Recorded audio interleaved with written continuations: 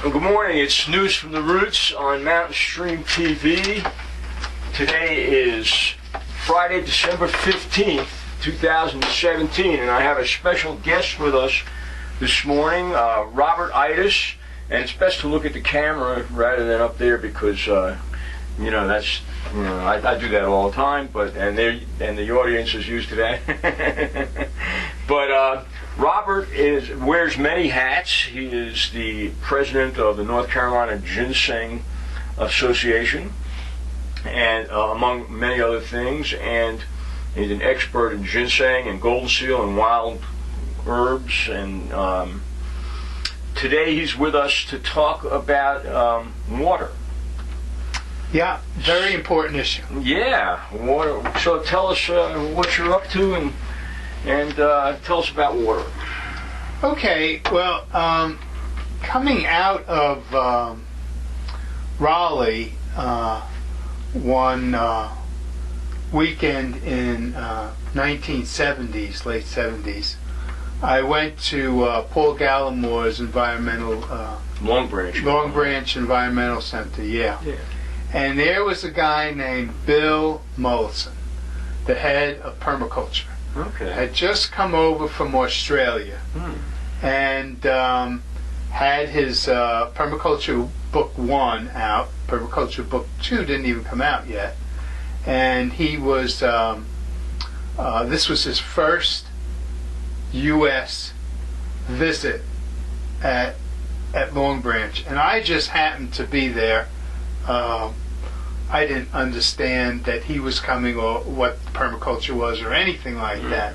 And I took away from that meeting a understanding about water that I think is a little different than what we have right now for most people.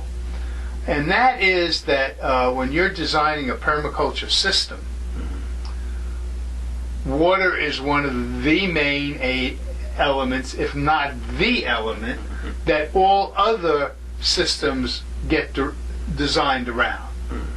So once you figure out your water, then you can place your housing and your farming and your gardens and your tree lots and all of that to be able to use all of the water that comes down or comes into the site and leaves very little to exit the site.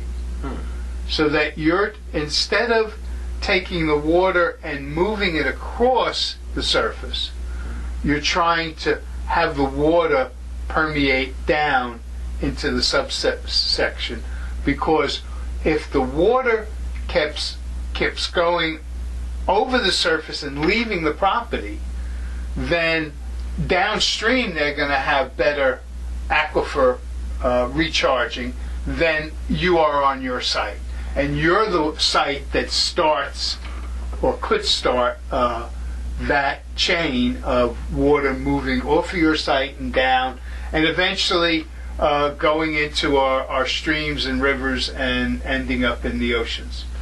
That is a basic principle we don't live with.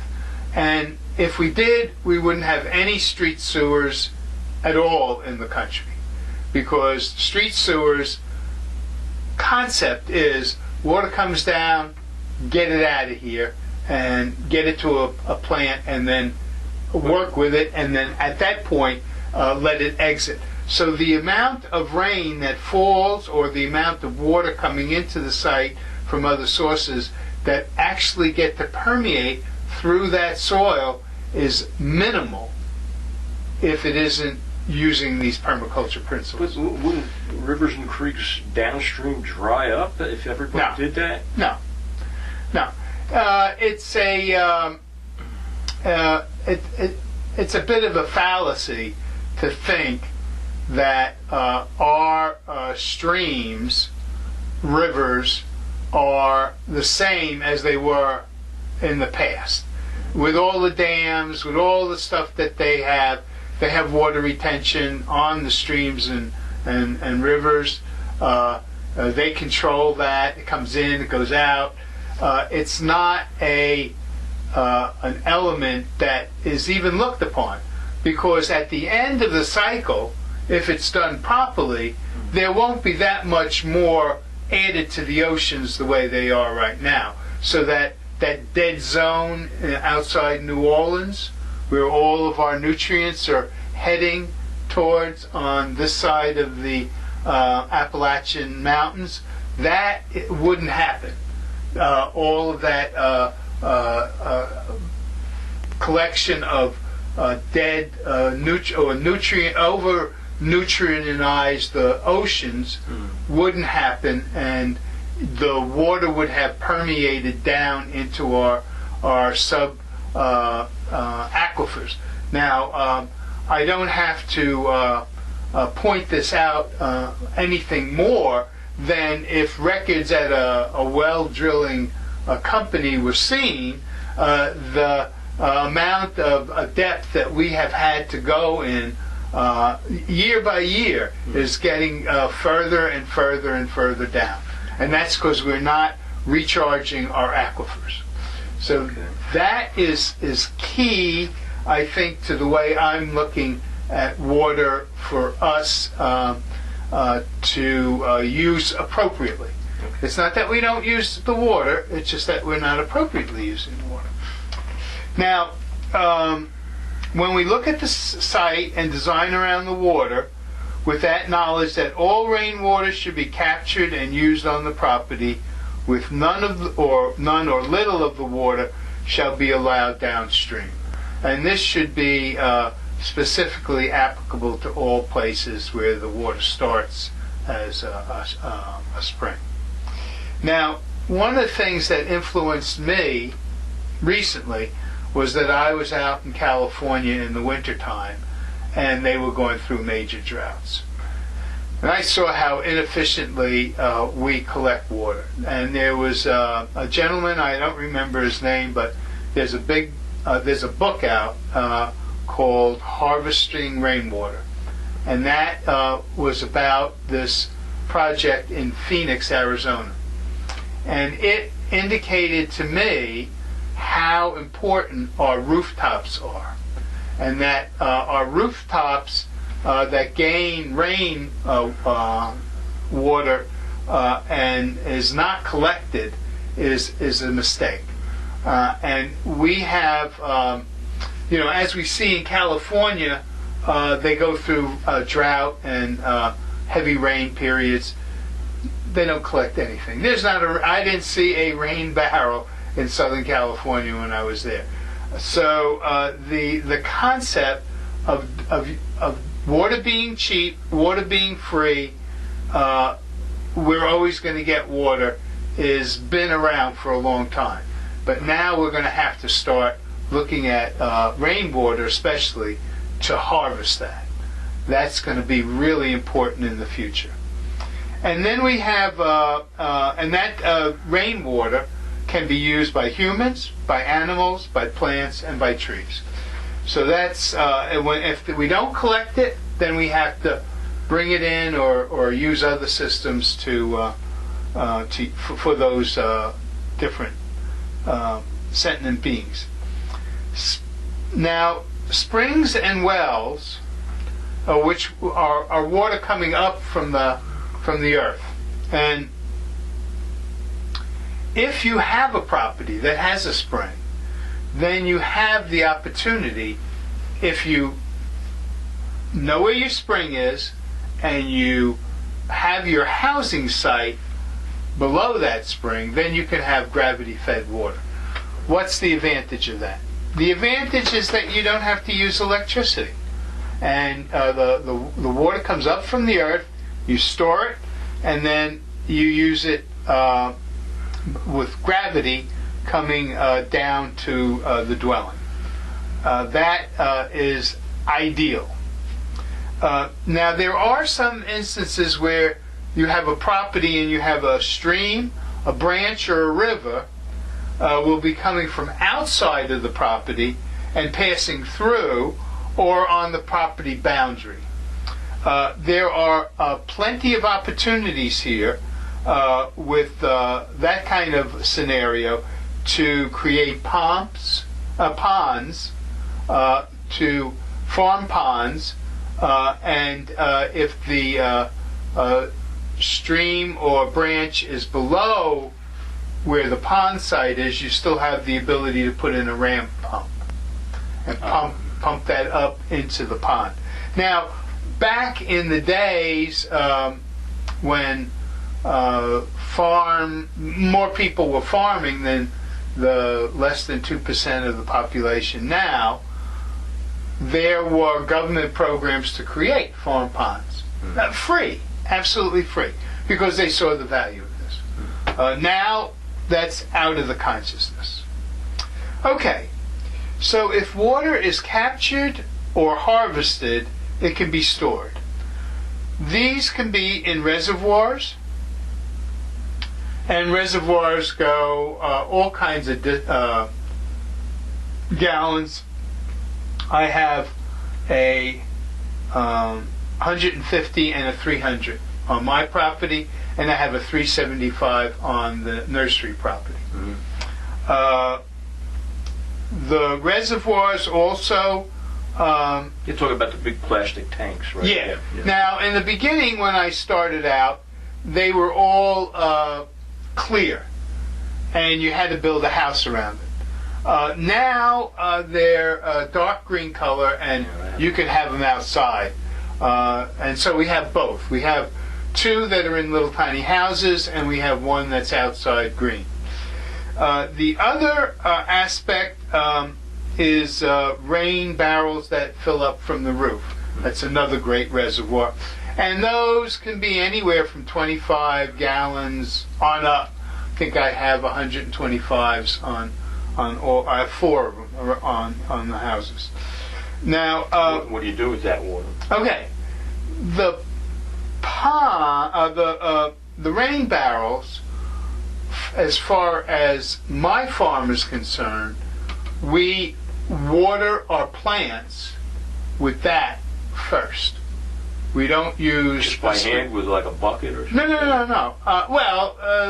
We do have watering cans.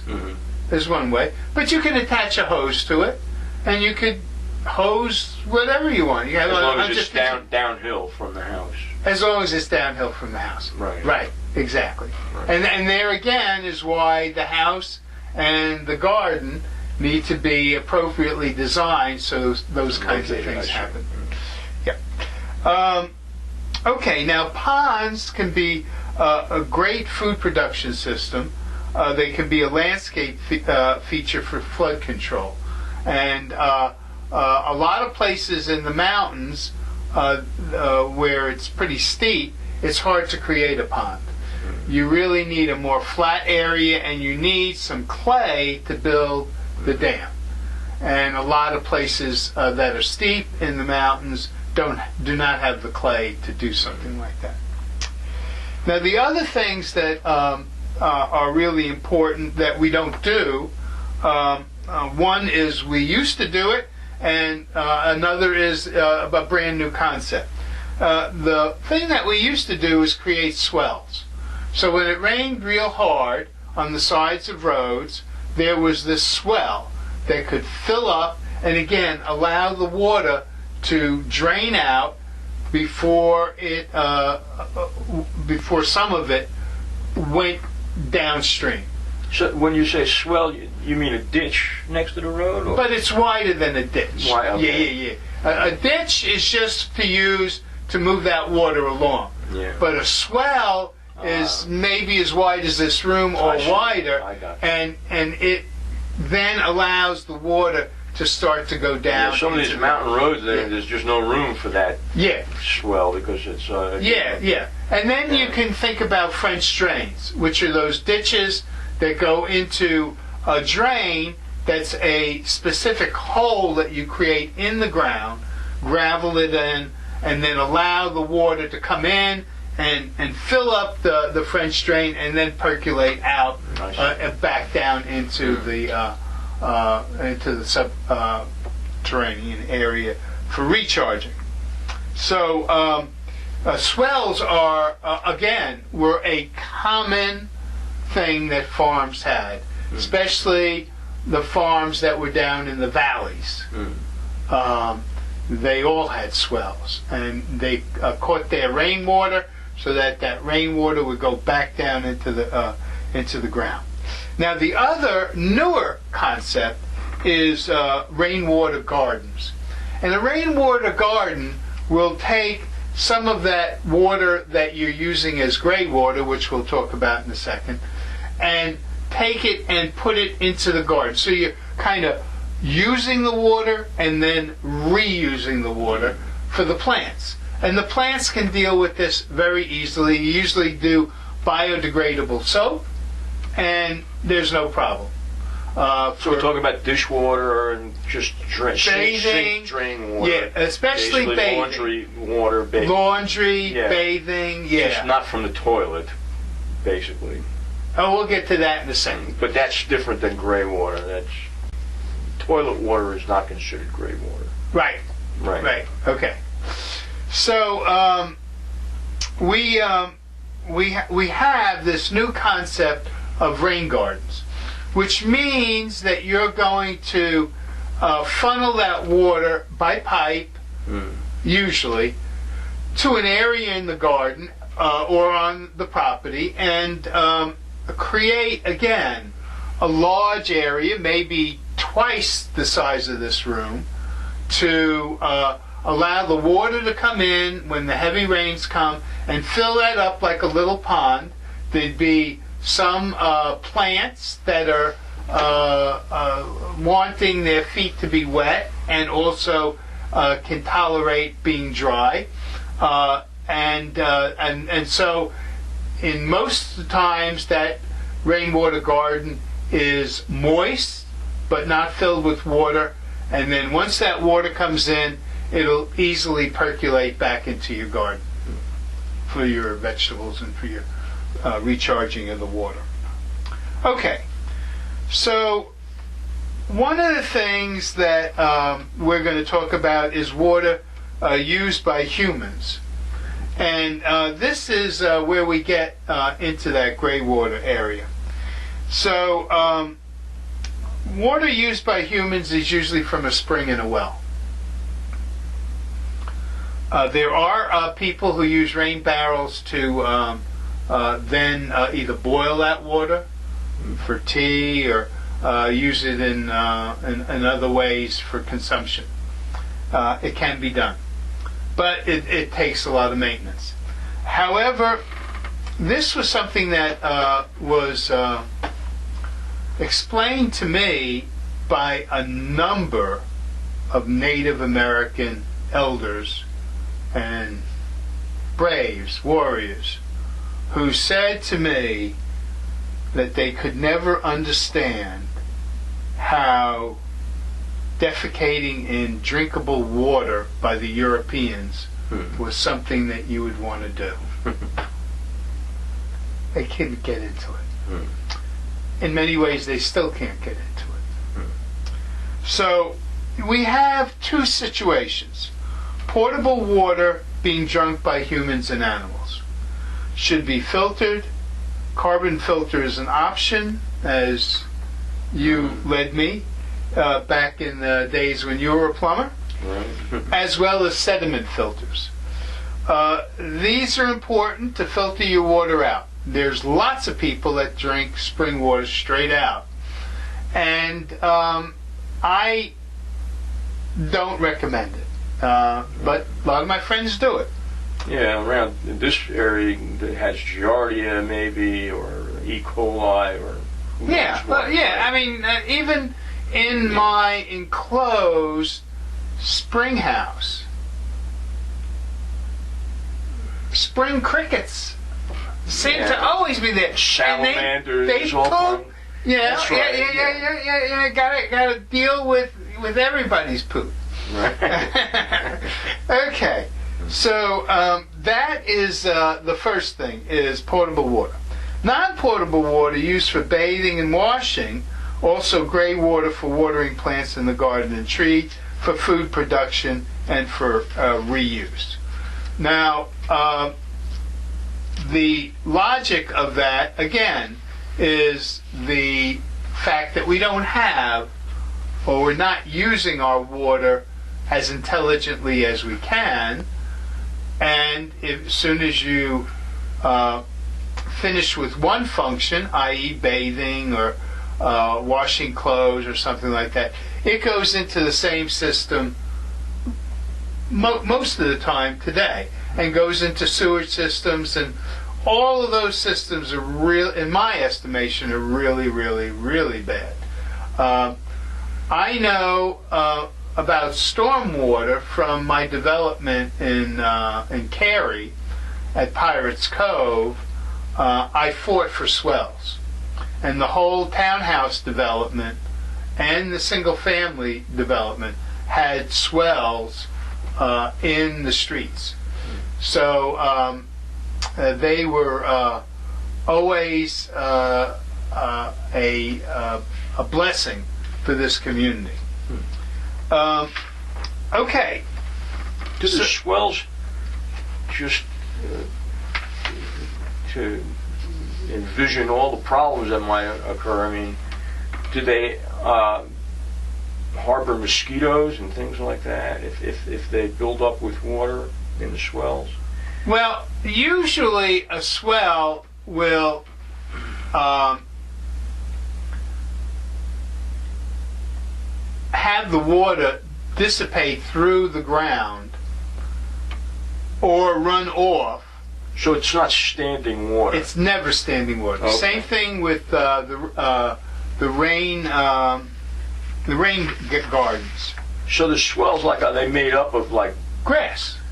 just grass, not gravel or anything in there to help it drain? Well, yeah, you can, but usually on a large piece of property, you're going to have a lot of swells, which would mean a lot of gravel. So it's basically a shallow ditch, but it's a wide, shallow ditch.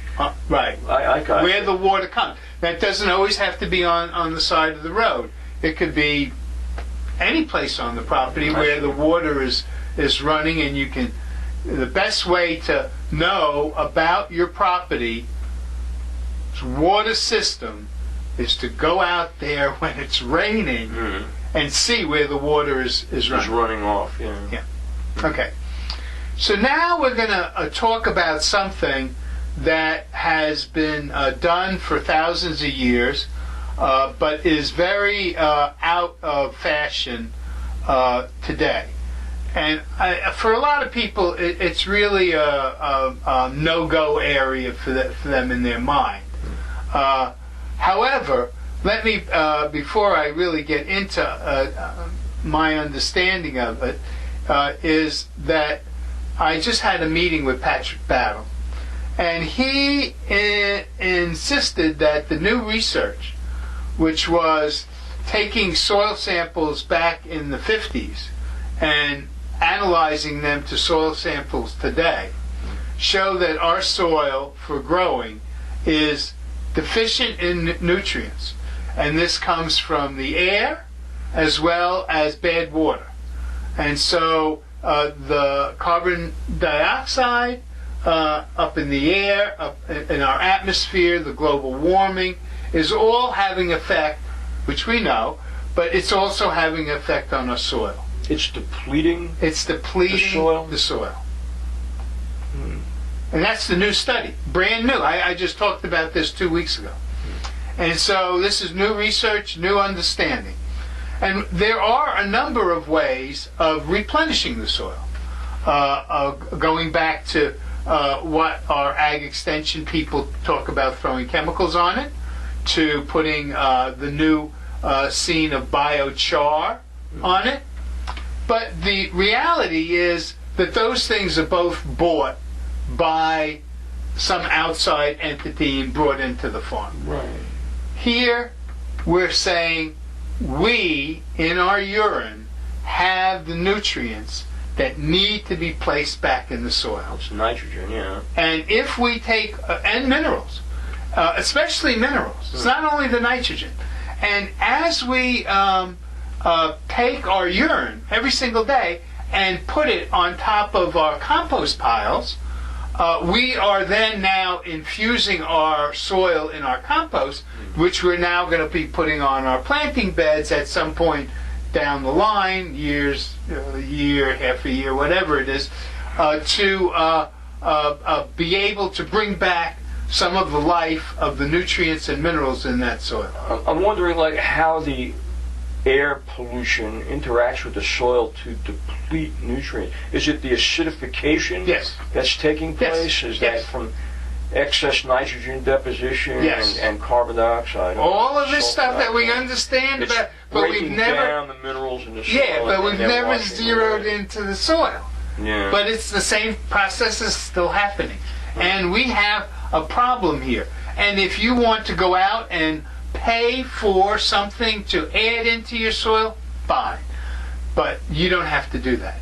You can take and reuse the minerals and nutrients that you get in your food and water to be reused into the compost, which is then reused into the plantings. But again, we're just talking about urine here. We're not Yes. talking about solid waste. I am so happy that you mentioned that. Yeah. So now we have a basic understanding of one part of the body's expulsion system. The other side is huge also.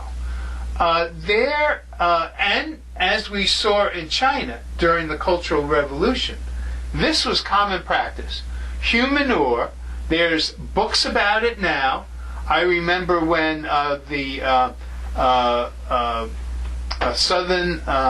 Southeast Permaculture Gathering up in Silo every year, we blew through the facility's toilet system with 100 and well, we were supposed to have 125 people, but we blew through it when we had 175. All of the toilets got stopped up. And this has now been maybe 10, 12 years. We went to Humanure. And Bill was a pusher of it, and he started the cruise with, they now have little tiny seats that they bring in. They have 5-gallon buckets. They have a whole crew that does nothing but Humanure, and taking that Humanure to a site to be composted. So you don't want to put your Humanure on any vegetable plants. Okay. You need it to be totally composted, which is a year or so out in the compost bin before you even think about putting on.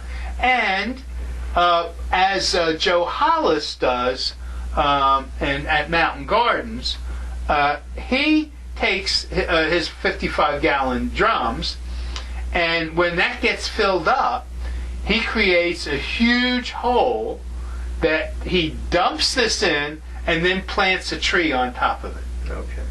So for especially fruit trees, nut trees, this is very applicable. It's not something you want to use on your vegetable garden. No. Because I know that you can, there are hepatitis and outbreaks that have taken place where people have used human manure for, I mean, you have to be very, very careful, because that's a nutrient that attracts human disease, and so you have to be very careful. Parasites and all kinds of things. And you have to compost it. You got to do it right. And not only use it on underground, like for trees, berry bushes. This is not something you want to put directly on your vegetable garden. No, absolutely not. Yeah. But that knowledge is really pretty common now, that you don't want to do that. Having a biocomposting toilet, though, is revolutionary. Mm-hmm. And it's revolutionary to be a farmer, and it's revolutionary to have dual water systems, and it's revolutionary to use composting toilets and reuse your urine for nutrients. And so all of this is the new farming way, because it allows you to reuse a lot that you have and not have to go out and purchase stuff. Okay, now let's talk about water and containers. It is absolutely, I think, criminal that all of our blood now has plastic in it. Every human that I know has been studied in America for blood has plastic in it. You mean from water bottles, food bottles that are made of plastic? Yeah. And when I see people that don't have glass or stainless steel, it concerns me. It's almost as concerning as people who, tend to do other things nowadays that just don't make a whole lot of sense. But I would encourage everybody to not drink out of plastic water. And plastic water bottles are a major source of plastic to be recycled or landfill. Now here's something that I also learned very recently to maybe give you a little oomph to go in this direction. China, January 1, is not going to recycle any of America's plastic. None. At 60%, I believe, of all of our plastics go to China. And they're not going to accept them anymore. We need to ban plastic bottles for use in liquid containers that humans consume. That's pretty strong. Yeah. I mean, everything comes in plastic now. Food and non-food items alike. I mean, it's because it's lighter weight and doesn't break when you drop it, and all of these reasons, and it's cheap. I'm not arguing against it. I'm just saying what a big transition that would be. I mean, new industries would have to be developed or redeveloped, because we used to use glass for everything. Right. And that was a good thing when we did that. Now, it's not that there aren't things that can be put in plastic. Right. It's just that we should be consuming. Nothing we consume, or animal pets. Yeah. If you want to put your laundry detergent into plastic, not a big deal. Right. Although that then ends up in the garden if you use that water to. But in the garden, the soil is capable of breaking down that plastic, along with the nematode. Not quickly. It all depends on how many you use. Well, most plastics are photodegradable and heat degradable. So I've done a lot of study on this. Yeah. So, but if they're below the surface of the ground where the sun does not hit them, they'll stay there for hundreds of years. I mean, except your son's work on mushrooms and how that can break down the toxicity of the soil. And you're eating mushrooms, but yeah. Well, you don't have to eat them, but they can just work for us. I mean, we had when I had Plants and Friends on URTV, we had a news story about over in Tennessee where the ash pond broke and 300 acres went into the fields and lowlands there, toxic as hell. Yeah. And then so we were covering the story, and I wrote to the Environmental Protection Agency to mediate this with mushrooms, throwing straw down there and inoculating the straw to create mushrooms. That is, makes so much sense. It wasn't an option. Is there a particular variety of mushrooms that are used for this? Absolutely. Yeah. I mean, we're just starting to understand how this part of the, I'll call them plants for right now as a general plant term. Kingdom or the mushroom kingdom. Can absolutely help us all the way down the line. And again, the research is minimal. Right. They're not giving dollars to do. But we know it works because there have been experiments. Their solution is scrape and burn, and then put it up into the air. So that's so crazy. But that is an important aspect of what we have to deal with water. Okay, we're coming down to pretty much the end of this talk on water, where the policy of water has become highly political. One example is out west, where the snow caps are protected for runoff to the valley farms. And you cannot, in some cases legally, put a rain barrel up in Colorado. Yeah, in Colorado they have a law against that. Yeah. And that's, again, just crazy. That's like a vestige from a century ago. Yeah, right? And because they're dealing with the snow cap, and it has really nothing to do with what's coming off of a guy's roof. Right. But they mix it all up together. When Ronald Reagan said in a press conference, if you want good water, you need to have a filter on your sink, or something to that effect. Ronald Reagan said that? Ronald Reagan said that. Okay. And so we have had, before that, a policy of providing good water for everybody coming out of the tap. And the Republicans felt that wasn't the best solution, that the best solution was to afford a filter on your system, and that way they could pollute the water as much as they wanted. I was going to say, that must have been when he was working for General Electric and they were selling water filters.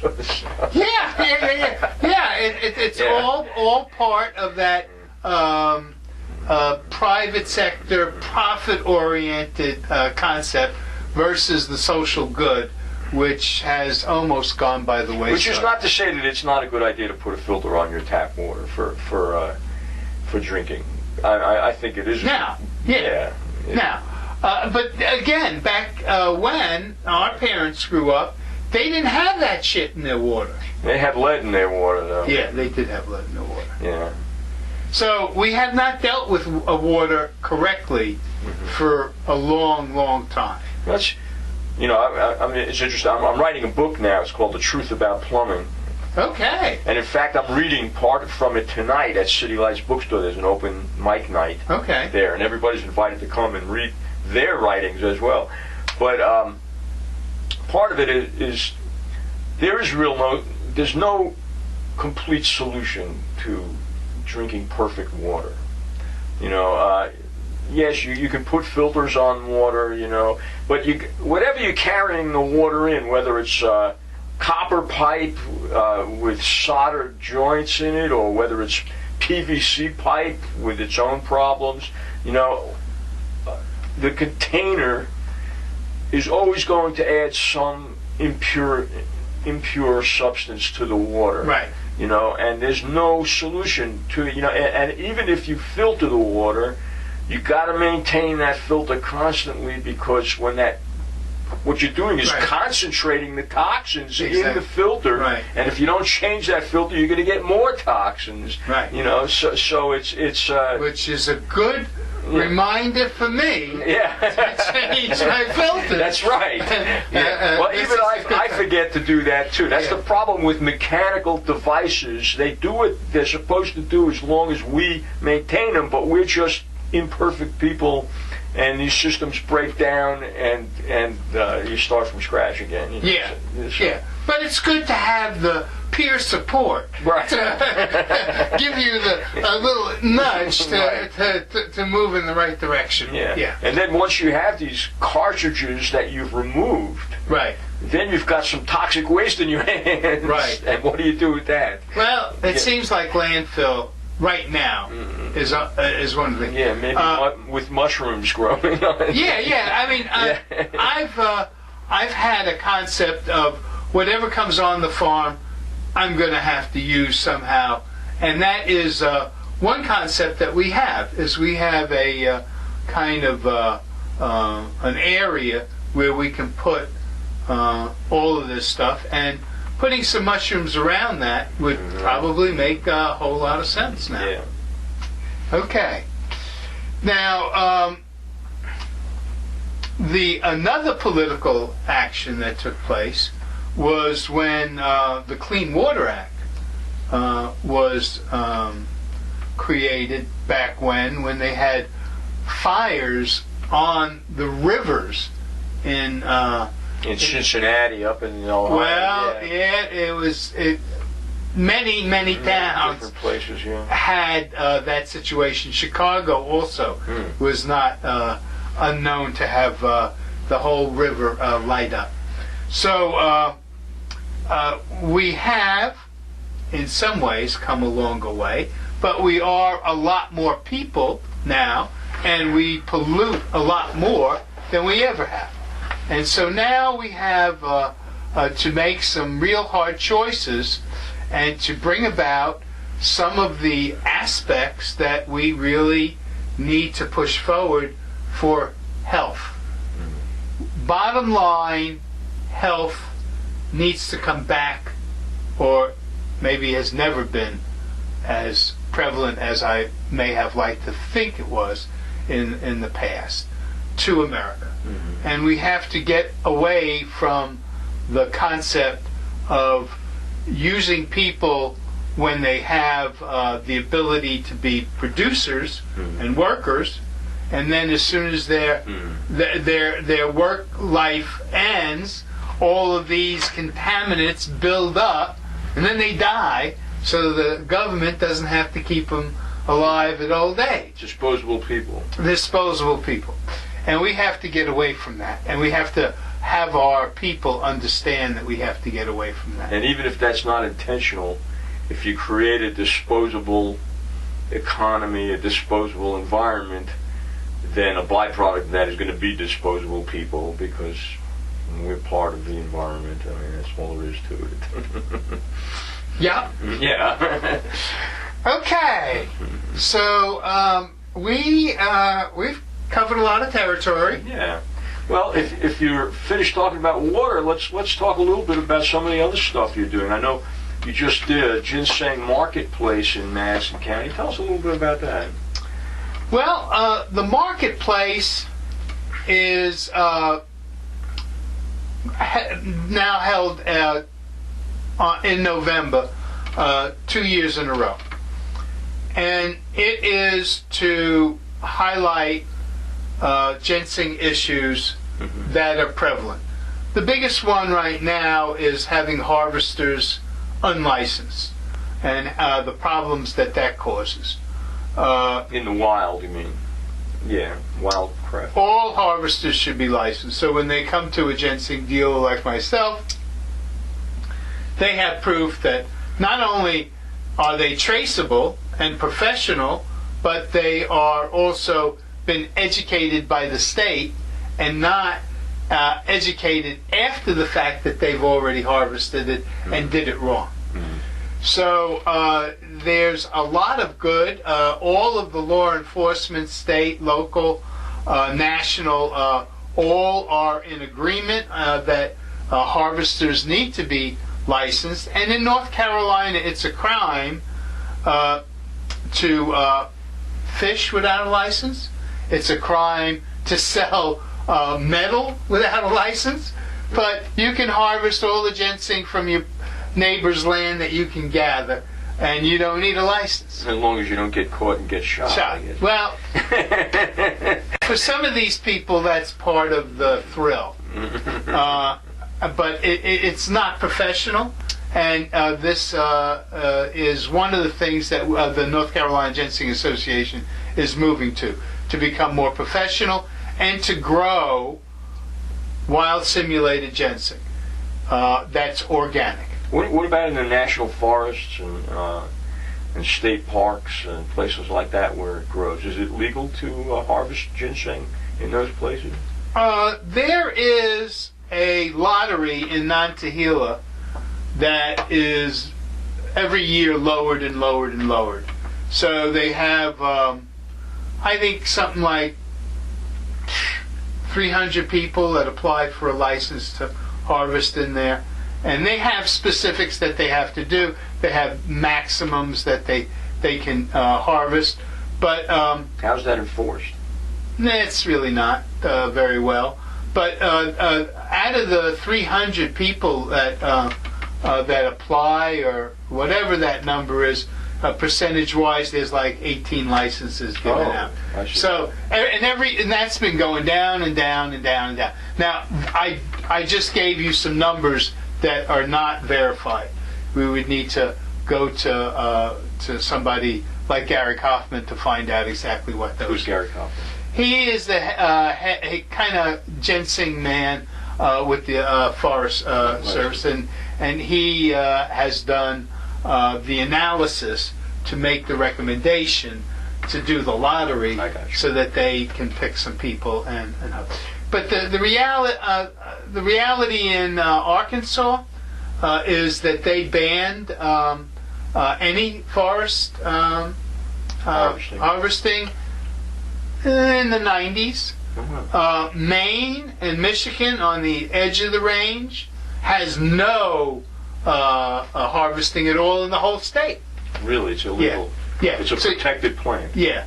So you have to grow it, and then if you cultivate it. Now, you'd have to cultivate it, is what you're saying, in order to harvest it. In the ginseng field, the term cultivation means spraying it with a fungicide. Ginseng has 5 different funguses. Some are soil-borne, some are airborne. And when you spray it into this root crop, it's going to leach into the root. So fungicidal residues are not recognized, they're not acknowledged by the feds or by the states. And the ag extension people still tell farmers to spray their crops with fungicides to protect them. So this is cultivated ginseng, when people actually farm ginseng and plant it as a monoculture. Right. Now the new way of farming in the woods is to produce wild simulated, which is not necessarily in a monoculture bed. Could be with a lot of spacing, but it usually has other of the companion plants out there to help the plant. For instance, golden seal is antifungal. Okay. Planting golden seal in the ground or putting golden seal washes into your beds will protect the soil-borne funguses. It doesn't help the airborne. With the airborne funguses, you need something like horsetail, which is antifungal, that you spray on the tops of the plant. So in the wild, like, ginseng doesn't grow in patches so much. It grows in isolated plants here and there, and therefore it doesn't attract those funguses as it does in a monocultural bed that somebody plants somewhere. And it's just like any monoculture of any kind creates problems because it attracts insects that attack that plant. Right. And yeah. That's absolutely true. However, let me also mention one other thing. In a colony of ginseng, that occurs naturally. There'll be one big plant, maybe 40 years old. And then there would be smaller plants. Connected by the roots? Or No, just by those seeds dropping, and around that whole plant. If you have the study that was done by the Park Service, you have to have 176 plants for that little colony to be sustainable. So you'd have little tiny 1-year-olds, you'd have 2s, 3s, they go up, but as they got bigger, the leaves wouldn't when the leaves, when you're in a monoculture bed, everybody's the same age, then the leaves overlap, and right in there so is the house. multi-generations protect each other. And yes. Interesting. Yes, but those colonies now in America are so rare. They don't exist because there are some. People harvest them. I've seen them. I've seen some of them. Yeah. But basically they're really, really rare now. And unfortunately, our government hasn't protected this plant. And we would love for the government to have fungicidal residue exams, analysis done on the roots by lot as they come back into the country, and we would also like for them to reseed, replant. It seems, it's really funny to me that we could go ahead and allow people to get free little pine trees. And we did that for years. And eventually we had this pine beetle that came along, and it was just lunch. But they gave them out free, little tiny pine trees everywhere. Now we asked them to now start planting ginseng seeds, creating ginseng stocks, North Carolina ginseng plants that have been here forever and haven't been crossed with New York seeds or Wisconsin seeds. They're rare. They're really rare. But that's what needs to happen, is that the state needs to come along and create this, and that way, if we have little... How can you create it? I mean, you find the plant... You find the real ones. And then you bring it back... So there are still some that are growing naturally. Yeah, and then you bring them back, and you watch all of those guys get bigger and bigger, and every year you bring in that plant seeds, and you keep on doing it. Will they not cross-pollinate with others? There is no cross-pollination with ginseng. It's the male and the female are both in the same plant. And the other thing about ginseng, it's the only plant that tells you your age. So as the existing stem comes out, there's another bud coming out for the following year, the next year. And so counting those scar where the stems fall off each year, you can tell how old the plant is. Wow, that's very interesting. Yeah, the only plant that I know that has an age like the rings of a tree. So we have some interesting aspects of the ginseng marketplace, looking at areas that nobody has been looking at, nobody's been talking about, and we've gotten that to come onto our website, Facebook page, and the Facebook page you can come and join and get this information from these two conferences. I have also believed that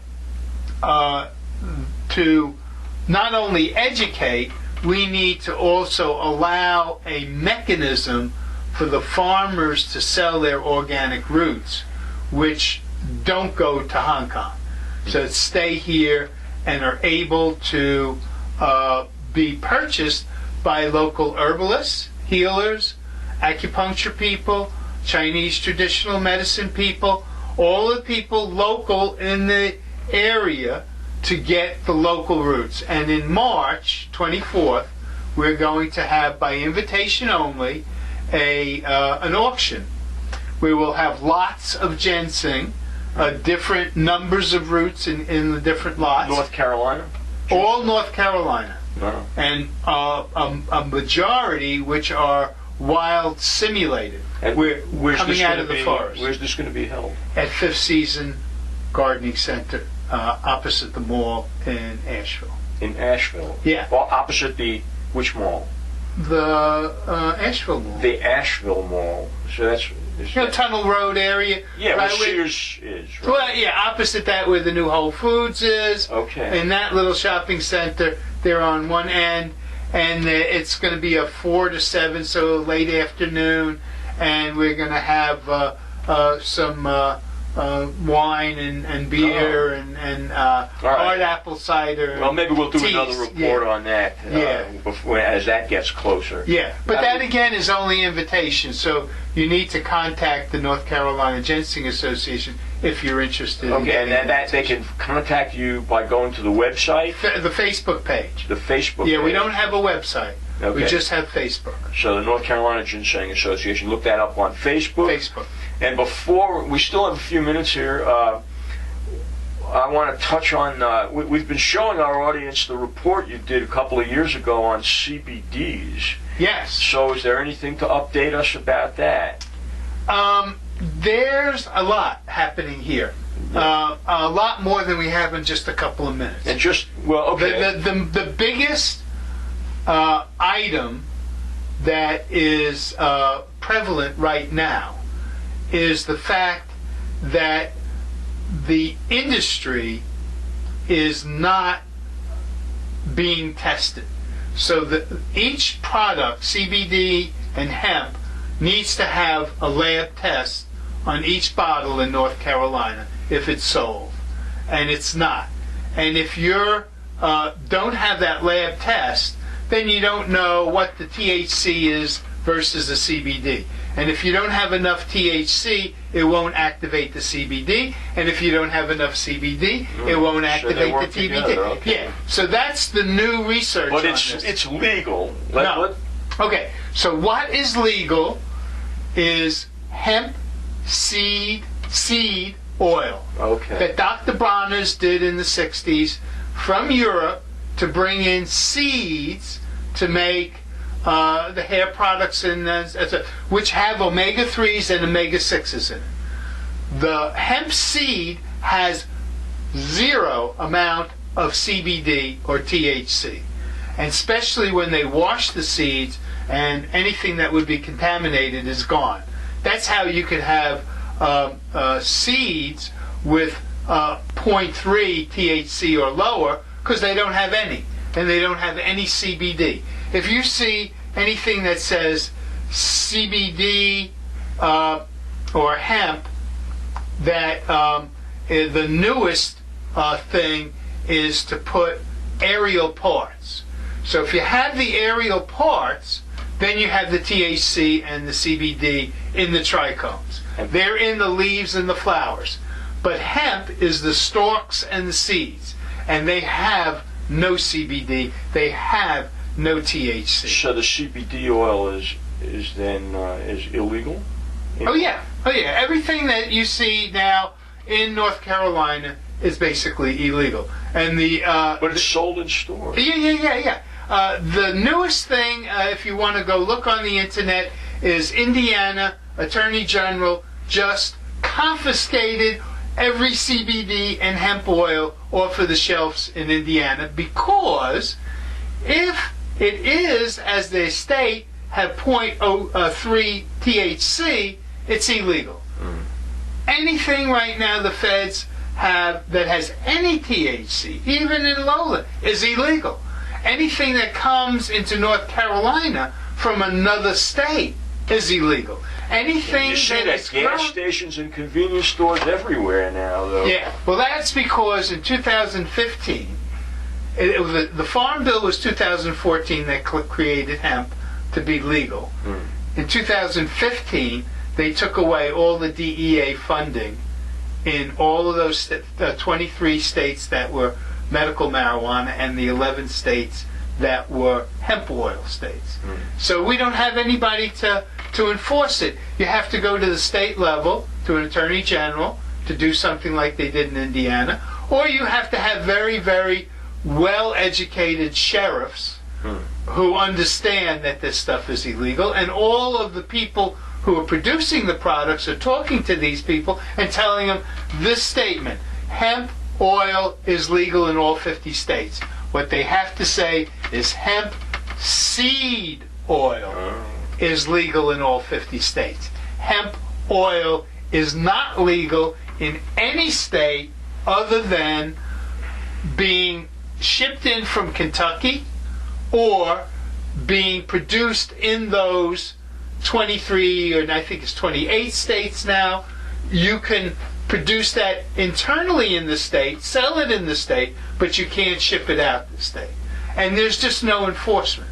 And what's happening is people are buying product that may have some THC, and it could even have a lot of CBD, but if it's not activated by enough THC, it's wasted. But you are paying for that. So if you're paying $100 plus for a little tiny bottle of something, I'm sorry. You're probably not getting what you think you're getting. Exactly.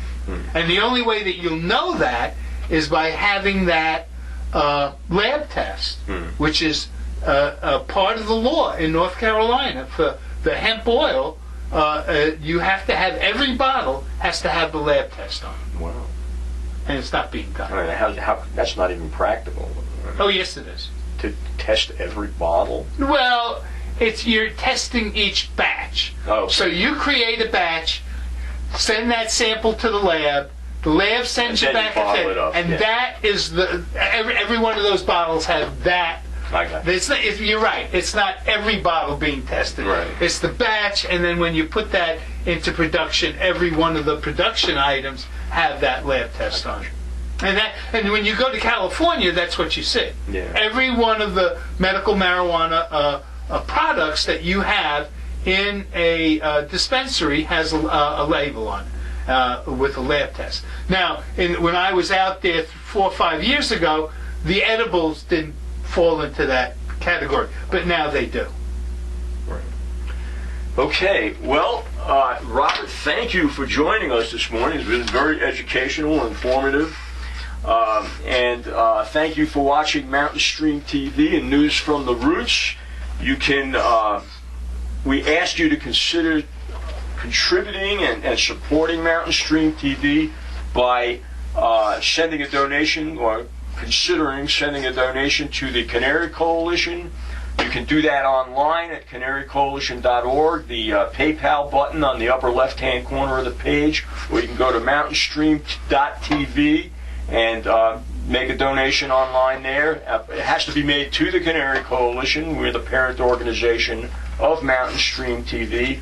Or you can write and send a check or money order to Post Office Box 653 in Silva, North Carolina 28779. Thank you again for tuning in, and I'll see you on Monday for News from the Roots. Bye, y'all.